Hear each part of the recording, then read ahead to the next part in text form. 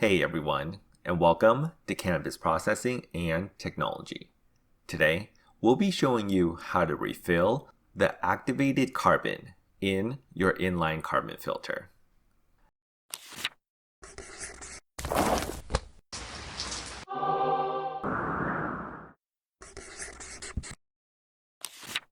Out of all of the tools needed for a cannabis grow, the most wasteful piece is always the carbon filter if you use one, as when the activated carbon inside of the carbon filter gets used up, the entire unit will need to be replaced. And this could be multiple times a year, depending on your grow environment. So a couple of months after making my own DIY carbon filter for a PC grow box, I had to open it up again to replace the activated carbon inside of it after 2 grow cycles. And when doing this, I had the idea of why not try and open up a normal inline carbon filter to do the same thing. So here we are today. This was my first attempt at trying this. So I'll go over step by step what I tried and why. And here I have a carbon filter that's completely spent after using it for 2 grow cycles. Also, this only works if your carbon filter has screws holding up the top and bottom metal pieces. And the screws are originally here, so you can flip the carbon filter around by swapping the metal pieces to ensure that all of the activated carbon inside the carbon filter is used up evenly. I just removed the top 3 screws first, and this reveals the cap that's locking the activated carbon inside of it. This cap is held in place with the 3 screws that I just removed, as well as 3 rivets. So I'm using a 1 1/8 drill bit to remove the rivets. The first rivet I removed, I tried to use a pair of pliers to pull out.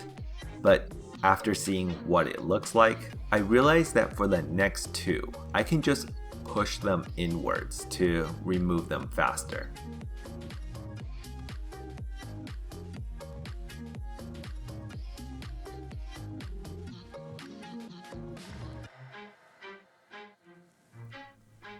Now that the top cap is removed, you can see what the inner carbon filter looks like.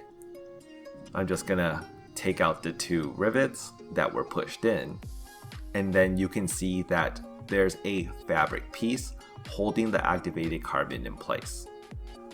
With this fabric piece, you'll need to make sure that you remove the plastic cap from the correct side, which seems like a 50-50 toss-up on where it would be located.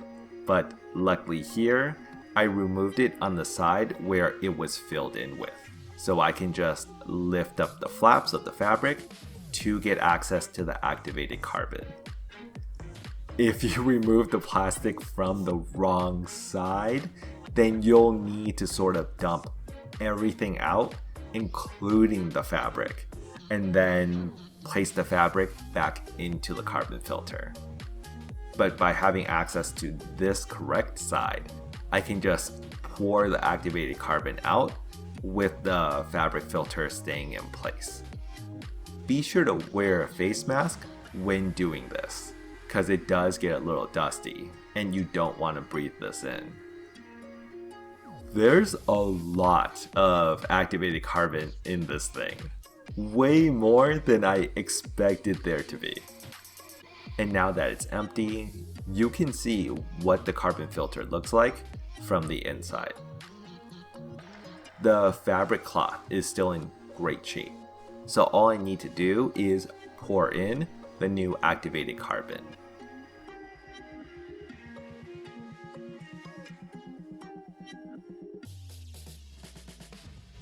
I originally tried to use a small funnel for this, but that clogged instantly.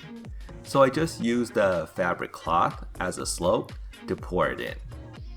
You can find this sort of granular activated carbon anywhere online, as well as at your local pet or fish store, since it's commonly used in fish tank filtration systems.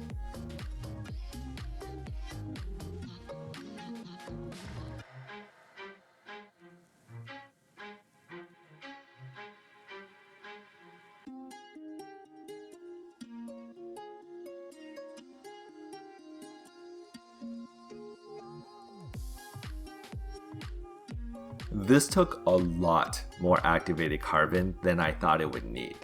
So, time to get my second container of activated carbon.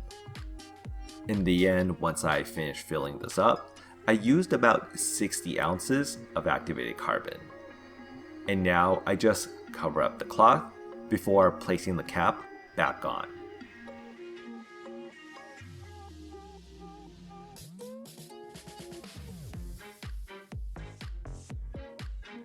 I tried to screw the top metal piece back in place, but I'm having problems locating where the screw holes are in the cap.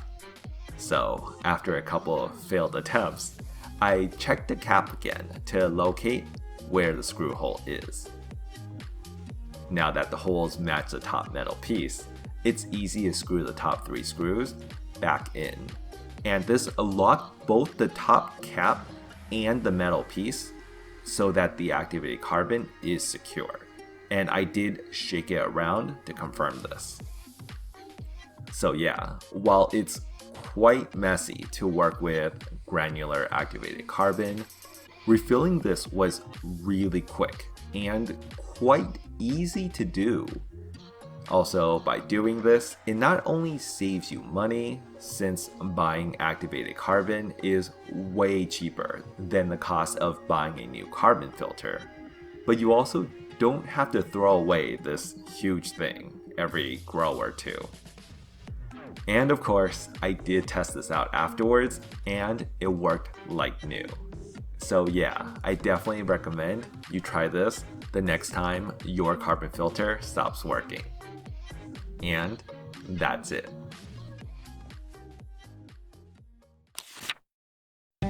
So if you like this video, check out our website at weedinapot.com for more cannabis time lapses, grow tutorials, processing guides, and product reviews.